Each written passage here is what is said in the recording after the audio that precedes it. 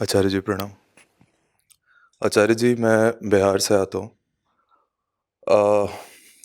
कुछ दिनों पहले बहुत समय से सोच रहा था कि अ, अपनी कर्मभूमि जिस जगह पे जन्मा हूँ वहाँ पे बनाना है मुझे। और कुछ समय पहले अपनी नौकरी से इस्तीफ़ा देके कुछ सोशल एंटरप्रेन्योरशिप के फील्ड में कुछ करना चाह रहा था और बिहार में ही करना चाह रहा था। अक्सर देखता हूँ ये अपने आसपास कि बिहार का जो आम नौजवान है, मेरे सारे दोस्त जो हम सब साथ में पढ़े, वो सब कहीं बाहर ही जाके सेटल होते हैं और अक्सर किसी बड़े शहर में ही रहकर वहीं काम धंधा अपना खोजने की कोशिश करते हैं। इस वजह से कहीं ना कहीं मुझे लगता है कि अ, जो हमारा स्टेट है वो बहुत पिछड़ा हुआ है बिकॉज ऑफ कि हमारा जो ह्यूमन रिसोर्स है वो दूसरी जगह पलायन कर रहा है। इसमें एक विरोधाभासी बात जो मेरे जहन में आती है वो अक्सर आती है कि चाणक्य ने एक बार कहा था अपनी किताब में कि जिस जगह पे तुम्हें रोटी कमाने में दिक्कत हो, जिस जगह पे तुम्हें इज्जत पाने में दिक्कत हो, उस जगह का पलायन कर देना चाहिए। पर क्या इस वजह से हम हमें अपनी कर्म भूमि छोड़कर जहाँ पे हम जन्मे हो, जिस जगह पे हम दिख रहा है कि काफ़ी सारी समस्याएं हो रही हैं, क्या हमें छोड़कर दूसरे जगह जाके रहना चाहिए?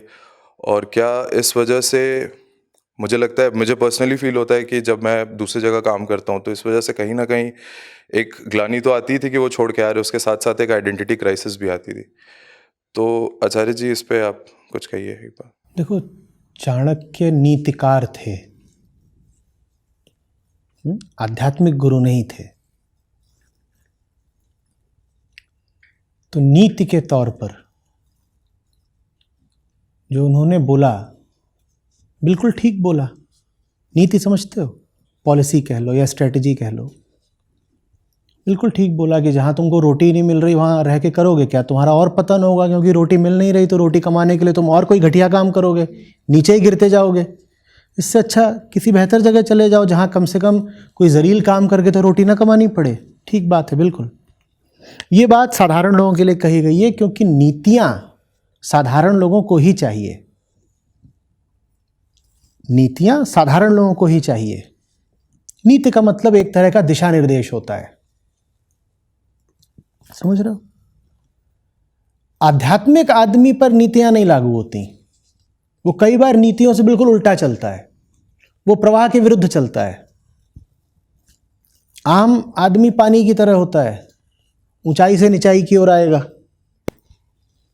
आध्यात्मिक आदमी भाप की तरह होता है, वो नीचे से ऊपर को जाएगा। तो जिस जगह जाने में कोई भी आदमी कतरा रहा होगा, आध्यात्मिक आदमी ठीक वहीं जाके बैठ जाएगा। लेकिन इस मामले में आध्यात्मिक आदमी और काहिल आदमी बिल्कुल एक जैसे लगते हैं। वास्तव में जिस जगह पर किसी भी साधारण आदमी को होना ही नहीं चाहिए, वहां अगर आपको कोई दिखाई दे तो 99% संभावना है कि वो कोई काहिल आलसी आदमी होगा, जिसमें इतनी भी ऊर्जा नहीं थी कि पलायन कर सके। कि जब कहा जा रहा था कि भाई निकल यहां से, तो आलस के मारे बोला अभी थोड़ा और सो लेते हैं, देख लेंगे, कोई बात नहीं, कौन जाए, दूर कहीं जाएंगे तो मेहनत भी तो करनी पड़ेगी, यहीं पड़े रहो, जो होगा रोटी मिल जाएगी, ऊपर से टपक जाएगी, ईश्वर दयालु है, वगैरह वगैरह। तो 100 में से 99 तो वही मिलेंगे जो काहिल लोग हैं। कोई एक ऐसा भी मिल जाएगा जो वहां पर इसलिए नहीं है कि वो किसी बेहतर जगह जा नहीं सकता था, वो उस जगह पर इसलिए है क्योंकि उस जगह को उसकी ज़रूरत है। हजारों बेहतर जगहें और हजारों स्वर्णिम द्वार उसके लिए खुले हुए थे, लेकिन वो उनको छोड़ करके एक ऐसी जगह में, एक ऐसे क्षेत्र में आ गया जहाँ धूल है, गर्द है, परेशानियां हैं, तकलीफ़ें हैं, गोलियां हैं, गालियां हैं। ये काम आध्यात्मिक आदमी का होता है। तो अभी तुम पर है। तुम अगर एक साधारण आदमी हो तो चाणक्य ने बिल्कुल ठीक सलाह दी है तुमको।